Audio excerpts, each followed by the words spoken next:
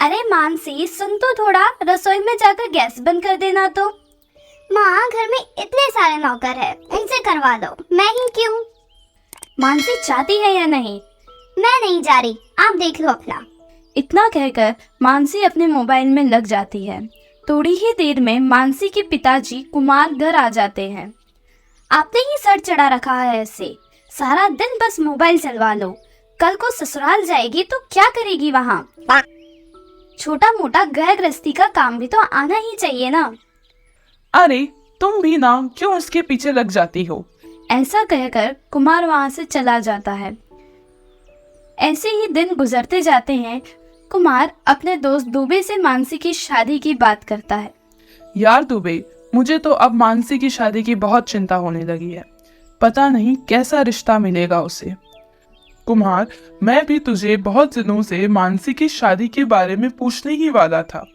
देख भाई, मेरा बेटा बड़ा हो गया है और मैं भी उसके लिए लड़की देख रहा हूँ। अगर तुम्हें कोई एतराज ना हो तो मानसी के लिए मेरा सोनू कैसा रहेगा? अरे दुबे, मुझे क्या एतराज होगा? मैं भी तो कोई ऐसा लड़का ढूंढ रहा हूँ जो मानसी को अच्छे से रख सके। और फिर सोनू को तो हमने बचपन से ही देखा है। मुझे तो भाई ये रिश्ता बहुत पसंद है। फिर अगले दिन मानसी के माता पिता रिश्ता लेकर दुबे जी के यहाँ जाते हैं। अरे बहन जी, हम तो हमारे सोनू के लिए पढ़ी लिखी लड़की ढूंढ रहे थे, मगर देखो तो हमारी किस्मत इतनी अच्छी है, पढ़ी लिखने के साथ साथ सुंदर और सुशील लड़की भी हमें मिल गई। देख भाई दुबे, हमारी दोस्ती अब रिश्तेदारी में बदलने जा रही है, तो तू कुछ भी मन में मत रखना। जो भी डिमांड्स है वो बोल दे मुझे। कुमार, कैसी बातें कर रहा है तू? तो मुझे अपनी इकलौती लड़की दे रहा है, अब ये दहेज की बात कहाँ से आ गई यार? ये पाप मुझसे मत करवा। सुनीता बहन, हमारी एक ही लड़की है, इसे हमने बहुत लाड़ प्यार से पाला है। इसे काम करने की आदत नहीं है, कुछ गलती हो जाए तो अपनी ही बच्ची समझकर माफ कर देना, धीरे धीरे सब सीख जाएगी। सीमा बहन, मैं मानसी को बहू नहीं बेटी बनाकर रखूंगी। आप सब चिंता छोड़कर शादी की तैयारियां करो बस। थोड़े ही दिनों में कुमार की लाडली बेटी मानसी की शादी सोनू से हो जाती है। शादी के कुछ दिनों बाद तक तो सब ठीक ठाक चलता है, मगर मानसी को घर के काम करने की आदत नहीं थी। अब उसे काम करने में बहुत आलस आने लगा। वो सारा दिन अपने कमरे में रहती, बस टीवी और मोबाइल ही उसका ससुराल हो गया था। वो खुद के काम भी सही से नहीं कर पाती थी। मानसी, वो मैंने कल तुम्हें एक शर्ट दिया था ना बटन लगाने के लिए, वो हो गया क्या?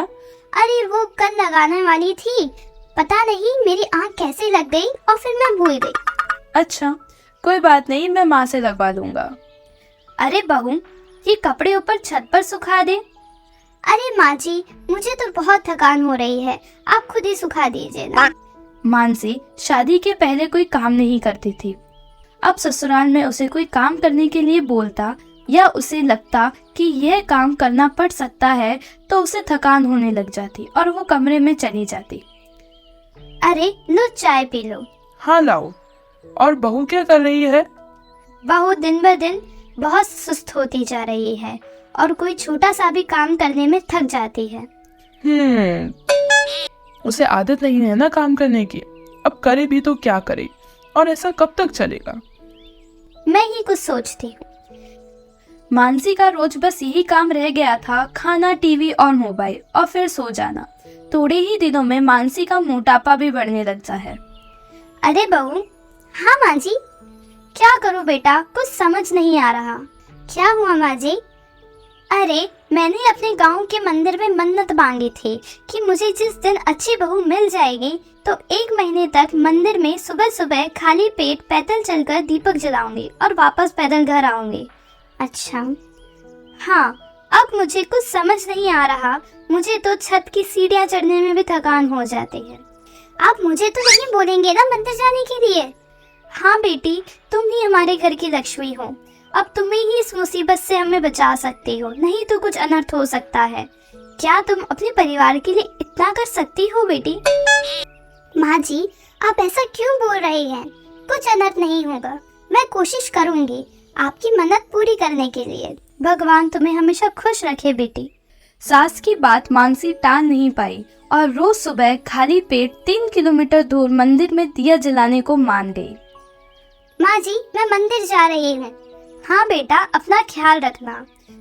शुरुआत में तो बहुत मुश्किल हुई। मानसी मंदिर से घर आती और सो जाती।